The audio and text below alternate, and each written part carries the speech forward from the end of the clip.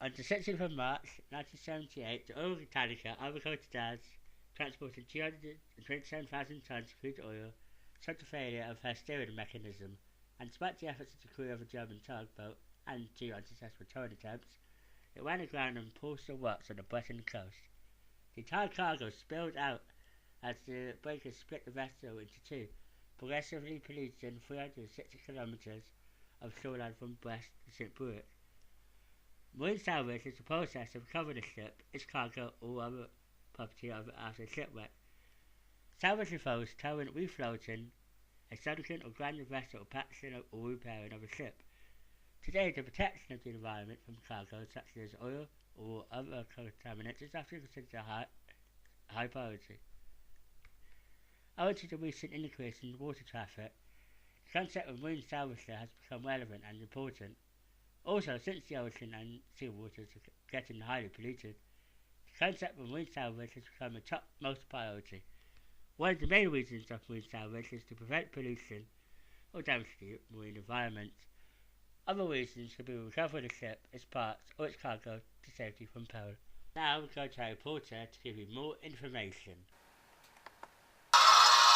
No longer able to pump enough oil from the land to satiate the world's hunger for fuel, the giant oil companies are now drilling into the seabed, anchoring their platforms in 35 meters of water. Inevitably, the day of fury comes, and the oil we would burn inside our engines catches fire when we least expect it. The frantic need for oil has taxed man's engineering genius to its utmost and led to the most colossal ships ever dreamed of, the supertankers. Enormous floating oil tanks. They are longer than 3 football fields laid end to end, wider than a football field is long. Among the largest of the great sea-going monsters is the Amoco Cadiz, which weighs almost 250,000 tons without cargo. If it were stood on end, the giant ship would stand higher than New York's skyscraper, the Chrysler Building. Fully loaded, the Amoco Cadiz headed for Rotterdam. On the last and most perilous leg of the voyage, the Amoco Cadiz enters the English Channel. 12 hours later, after battling mountainous seas and howling winds, the Amoco Cadiz loses power and drifts onto the jagged rocks of Portsmouth. The Amoco Cadiz splits in two, and 220,000 tons of thick black crude oil spill into the sea, and a worsening gale blows for days, spreading oil over 200 kilometers of Brittany coastline. Beaches and boats are fouled, fisheries and seaweed are smeared by the oily mess the French call mousse. The Amoco Cadiz formed enough mousse to fill 17,700 railroad tank cars, forming a train that would stretch from Rome to Naples. In places it was piled 6 centimeters thick, and even after 6 months of cleaning efforts, most of it remains in the sea and clings to the rocks on the beach. For 3 weeks, the Amoco Cadiz lay stricken, bleeding oil onto the Brittany rocks. In desperation, the French Navy bombed the ruptured tanker, hoping to break up the oil that still streamed from her bowels.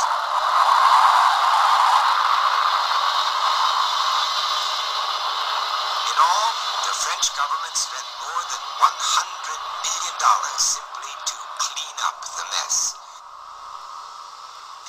The cost to the fragile marine ecology of the estuary may never be known. The various claims against the owners of the Amoco Cadiz total almost $2 billion.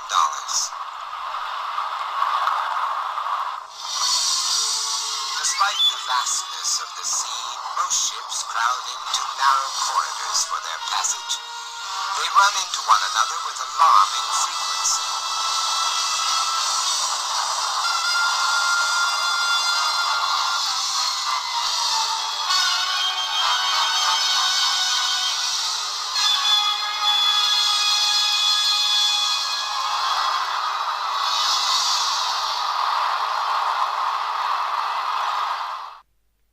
Amoco Cadiz oil spill affected more than 200 kilometres of French coastline and adjacent nearshore waters.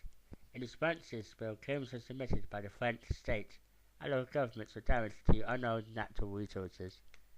The claim was an attempt to evaluate the species killed into intertidal zones by the oil spill and to claim damages in accordance with that value determination.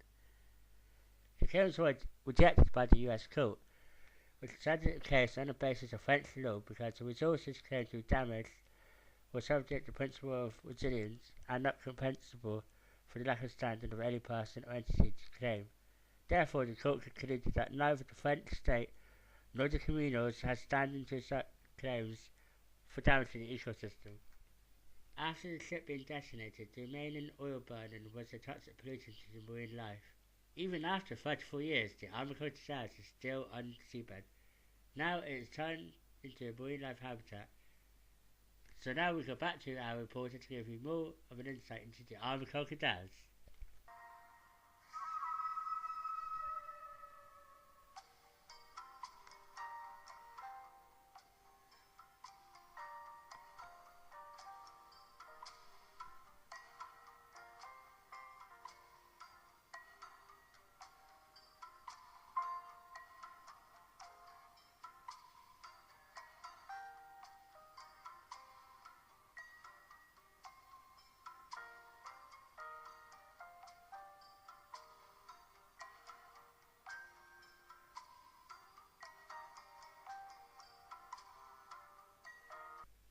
Since this incident occurred, a high amount of marine life has been affected, which will include both otters and various types of marine birds. These issues will continue if nothing is changed to the way oil and other goods are transported across the oceans. So, there we have it, folks, an interesting story into the Amoco Cadiz. Join us after the break, where we will go to the latest athletic sports, so stay tuned.